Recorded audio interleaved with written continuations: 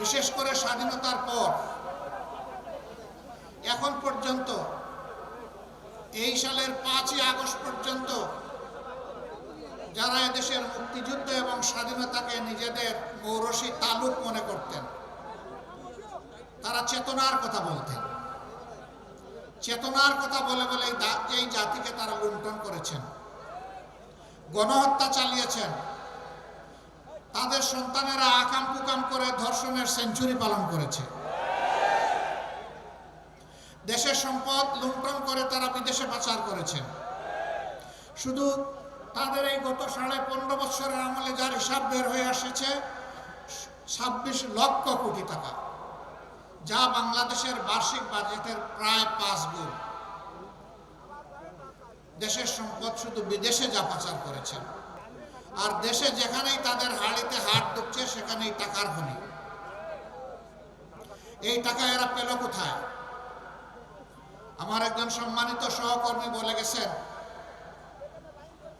তৎকালীন প্রধানমন্ত্রীর পিয়নের অ্যাকাউন্টে ছিল 450 কোটি টাকা। পিয়নের যদি এত টাকা হয়, মালিকের কত টাকা? হ্যাঁ, মালিকের টাকাও বের হয়ে আসতেছে।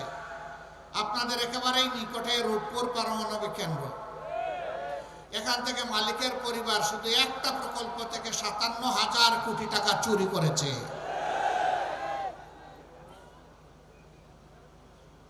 এইভাবে যেখানেই মেগা উন্নয়নের কথা বলা হয়েছে সেখানেই মেগা ডাকাতি করা হয়েছে। একটা পদ্মা ব্রিজ তৈরি করতে যে পরিমাণ টাকা খরচ হয়েছে, তাই দিয়ে কমপক্ষে 4টা পদ্মা ব্রিজ তৈরি করা যেত। তাহলে বাকি 3টা গেল কোথায়?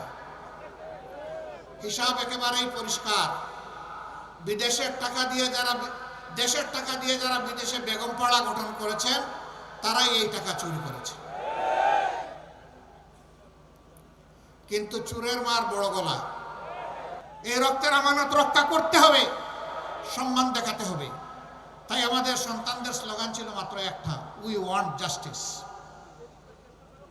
আমরা সর্বক্ষেত্রে ন্যায় বিচার চাই, আমরা বৈষম্য চাই না। আমরা আমাদের সন্তানদেরকে, গর্বের সন্তানদেরকে কথা দিচ্ছি, তোমরা যেমন জীবন দিয়ে জাতিকে আরেকবার স্বাধীনতা এনে দিয়েছ, আমরা প্রয়োজনে জীবন দিয়ে তোমাদের দাবি পূরণ করব ইনশাআল্লাহ। আল্লাহ যেন এই তৌফিক আমাদেরকে দান করেন। আমরা একটা সাম্যের বাংলাদেশ গড়তে চাই।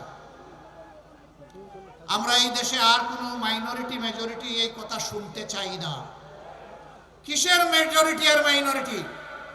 বাংলাদেশে যারাই জন্মগ্রহণ করবেন তারা সকলেই ধর্ম বর্ণ নির্বিশেষে এই দেশের গর্বিত মর্যাদাবান নাগরিক। এই দেশে সকল ধর্মের মানুষ তাদের নিজ নিজ ধর্ম পালনে কোথাও বাধার সম্মুখীন হবে না। ইসলামের ধর্ম কারো উপর জোর করে চালানো যাবে না। কোথাও কিছু হলেই যত দোষ নন্দঘোষ সব করেছে জামাতে ইসলামী, কিন্তু আখের গিয়ে আর খুঁজে পায় না, প্রমাণ করতে পারে না, একটাও প্রমাণ করতে পারে না।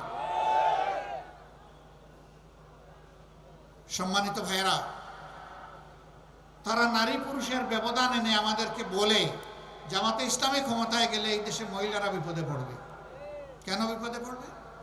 মহিলার তো মায়ের জাতি, আমরা তো তাদেরকে মায়ের মতো সম্মান করতে চাই, সম্মান করি। আর আমরা আমাদের ছাত্র সমাজকে কথা দিচ্ছি, এমন শিক্ষা তোমাদের হাতে ইনশাল্লাহ তুলে দেওয়া হবে যে তোমরা একটা বেহুদা কাগজের টুকরা সার্টিফিকেট নিয়ে এই দুয়ারে ওই দুয়ারে আর দৌড়াদৌড়ি করা তোমাদের লাগবে না। তোমাদের শিক্ষার পাঠ চুকে আসার সাথে সাথে কাগজের টুকরা আর তোমাদের ন্যায্য পাওনা, তোমাদের চাকরি বা কাজ তোমাদের হাতে উঠে যাবে ইনশাআল্লাহ। প্রত্যেকটি যুবকের যুবতীর হাতকে আমরা দেশ গড়ার কারিগরের হাত হিসাবে তৈরি করতে চাই। এরকম একটা জাতি যখন তৈরি হবে ইনশাআল্লাহ, এই দেশের মানুষ আর বিশ্বে চাকরির জন্য যাবে না। যেভাবে 1757 সালের আগে বিশ্বের মানুষ এই দেশে আসতো রুজি রোজগার চাকরি করার জন্য, এই দেশটা আবার তার সেই গৌরব ফিরে পাবে ইনশাআল্লাহ। আমরা সেই গৌরবটা ফিরিয়ে আনতে চাই। আপনারা কি এই লড়াইয়ে সবাই একমত? এমন একটা দেশ আপনারা চান যেই সমাজে চাঁদাবাজি থাকবে না, যেই সমাজে ঘুষখোর থাকবে না, যেই সমাজে দখল বাণিজ্য চলবে না, যেই সমাজে মানুষে মানুষে কোনো বৈষম্য হবে না, যে সমাজে ধর্মে ধর্মে কোনো বৈষম্য হবে না, এমন একটা দেশকে আপনারা চান? সেই মানবিক বাংলাদেশ চান? তো চাই বললে এটা হয়ে যাবে না। তার জন্য আরো অনেক লড়াই করতে হবে, আরো অনেক ত্যাগ স্বীকার করতে হবে। সেই লড়াই এবং ত্যাগ স্বীকার করতে আপনারা প্রস্তুত আছেন?